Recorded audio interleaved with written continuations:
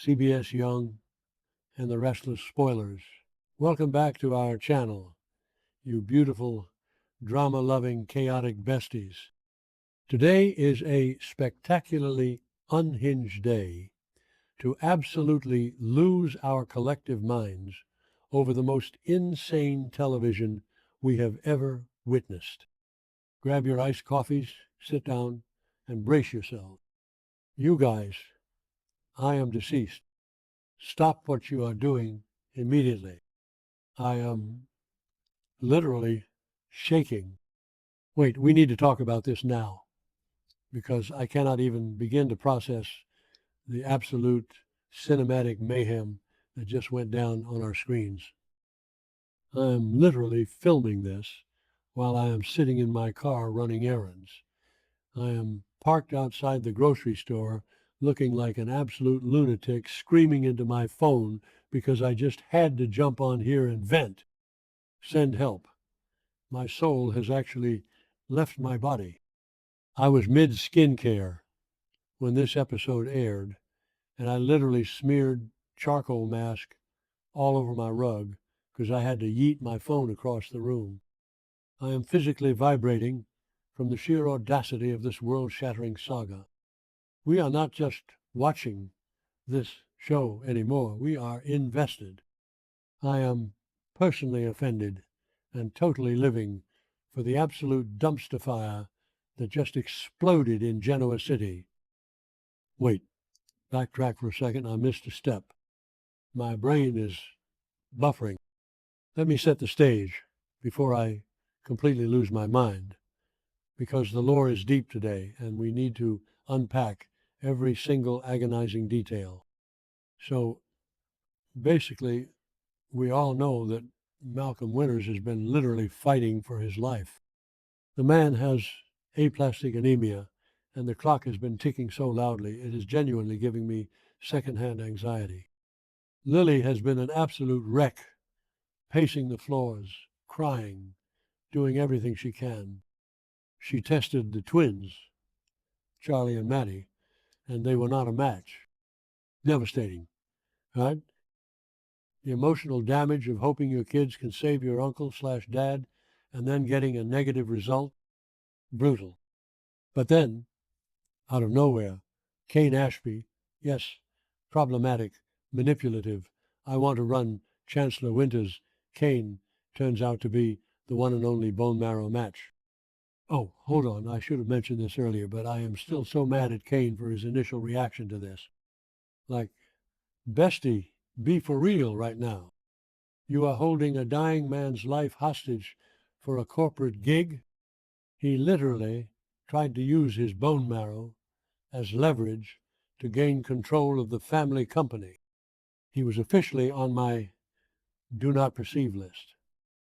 I was ready to cancel him forever. But, and don't even get me started on the vibes. Lily and Kane actually reached this weird, fragile peace. They were genuinely happy for a hot second. They thought they had finally outsmarted the Grim Reaper. Malcolm was going to live. The nightmare was supposed to be over.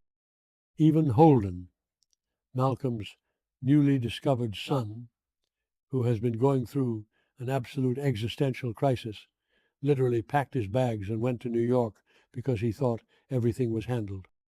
Wait, let's talk about Holden for a second because I am spiraling over his timeline. Holden Novak just found out he is a legacy, Winters. He had that sweet little chat with Claire Newman, and then he just hops on a flight to New York. Like, sir, your biological father is on his deathbed. But honestly, he probably thought Kane had it completely under control. Imagine being Holden, landing at JFK, turning on your phone, and getting a text that your dad's donor was kidnapped by a fake amnesia psychopath. I would literally turn my phone back on airplane mode and walk straight into the ocean. The timing is just so chaotic. Did I say the plan yet? My brain is mush. Moving on. So basically, The medical plan was set in stone. Kane couldn't leave Genoa City to go directly to California or wherever Malcolm is currently stationed to donate the marrow directly. So the doctors were like, cool, no problem. We will just do a stem cell extraction right here in GC and transport the cells. It was a solid plan, a foolproof, scientifically sound medical strategy. They had the timeline down to the literal minute because Malcolm only has a few days left to live. If this surgery does not happen, Malcolm dies. The stakes are astronomical. We are talking life or death, legacy-ending stakes, and everything was perfectly calculated. Wait, do you guys hear that weird buzzing noise? Is my car AC acting up? Or is it just the sound of my remaining brain cells short-circuiting? Honestly, is that a bee in my car? You know what? I am ignoring it. My aesthetic is purely chaotic today anyway, and if I get stung, it's just added drama. Okay, wait, I'm glitching. Back to the main event. So, enter Matt Clark. I am hyperventilating just saying his name. This man is a straight-up psychopath. He is officially the most unhinged villain in Genoa City history, and I will fight anyone who says otherwise. We all know he's faking this whole amnesia thing after Noah Newman literally beat him up. Like Matt destroyed Nick Newman, got him hooked on drugs, locked him in a storage room, and now he is just wandering around looking for other people's mistakes to exploit. He is a predator. He looks at people's happiness and takes it as a personal attack against his dark, twisted soul. And don't even get me started on Matt faking amnesia. This is the most unhinged soap trope, and I am eating it up, but also I want to punch a wall. He gets arrested after Noah beats him to a pulp, and suddenly he's like, who am I? Where am I? Bestie, you are a menace. That's who you are. He is using this fake amnesia to fly completely under the radar. While everyone thinks he's incapacitated or confused, he is plotting the absolute downfall of Genoa City's most prominent families. He is genuinely addicted to other people's trauma. He looked at Nick and said, I'm going to make you an addict. Now he looks at Lily and says, I'm going to make you an orphan. It's sick. And what does Matt do? He looks at Kane and Lily, who are finally taking a breath, finally thinking they have saved their family, and he decides to absolutely nuke their lives. Matt straight up kidnaps Kane. I am not kidding.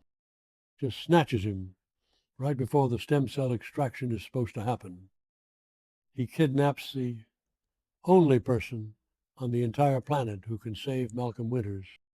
This is honestly so unhinged. He doesn't even want anything specific from Kane. He just wants to watch the world burn. I am genuinely unwell over this. Matt wants to derail the surgery because he knows it will cause maximum emotional damage to everyone involved.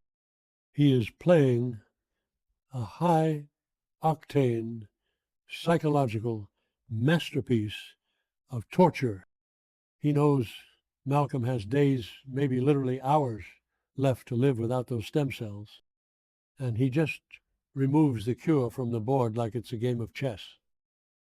It's giving major villain arc going nuclear, and I am totally living for the cinematic drama, but also personally offended on Lily's behalf. Like, how much trauma can one woman take?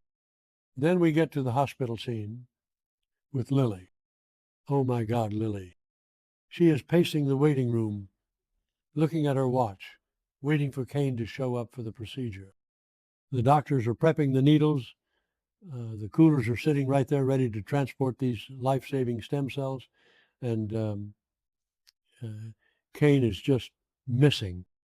At first, you can literally see Lily's face go through the 5 stages of grief in real time. She thinks Kane bailed on her.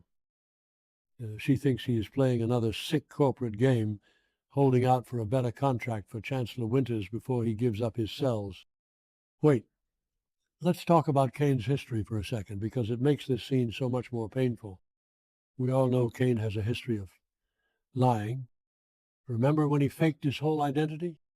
So, when he didn't show up to the hospital, Lily's first thought being, he lied again, makes so much sense. It is deeply rooted in their toxic history. I was sitting there, analyzing their entire marriage timeline, realizing that Lily's default setting with Kane is mistrust. The betrayal is written all over her face, and I was screaming at my screen, he didn't bail, Lily, he got snatched. But then she gets the message. Matt actually left her a message, a sick, twisted little taunt, letting her know that Kane didn't run away. Matt has him. Matt is holding the key to Malcolm's life hostage, and there is absolutely nothing she can do about it. When Lily read that message, I swear to you, my heart stopped. The realization hitting her eyes, and then the sound that came out of her mouth. She started screaming, genuinely, viscerally screaming. When Lily screamed, it wasn't just a normal cry. It was the culmination of months of stress. It was the sound of a woman realizing her family is cursed. The hospital walls were literally shaking. It was this guttural, soul-shattering wail of pure agony, the kind of scream that echoes in your bones and makes you want to curl up into a ball. The nurses probably dropped their clipboards. I felt that scream in my actual DNA. I had to pause the TV. I literally had to clutch my chest because my heart was beating out of my rib cage. I knocked over my iced matcha latte, and it is currently seeping into my car's floorboards as we speak, but I do not care because Lily Winters is in crisis. This betrayal, this twist, it personally attacked my soul. She has fought so hard. She has compromised her own morals, dealing with Kane's blackmail, all just to save her uncle, father figure, and Matt just swoops in and crushes her hope like a bug. They are officially going to have to sedate me because I cannot handle this level of stress. Wait, my phone is at 2%. If this cuts off, just know my final words are justice for Malcolm. No, seriously, I need to plug this in. Okay, we're charging. Where was I? Right, the absolute destruction of my emotional stability. I'm calling it right now, besties. Manifesting a total dumpster fire by the next update. Devin is going to lose his actual mind when he finds out Nate is going to spiral. If Malcolm dies because Matt Clark wanted to play his twisted little games, the entire Winters and Newman families are going to team up and hunt him down. Like Victor Newman might actually have to step in and handle Matt himself. I am glitching again just thinking about the absolute bloodbath that is about to happen. I need to go lie down on the floor and stare at the ceiling for 3 business days to recover from this episode.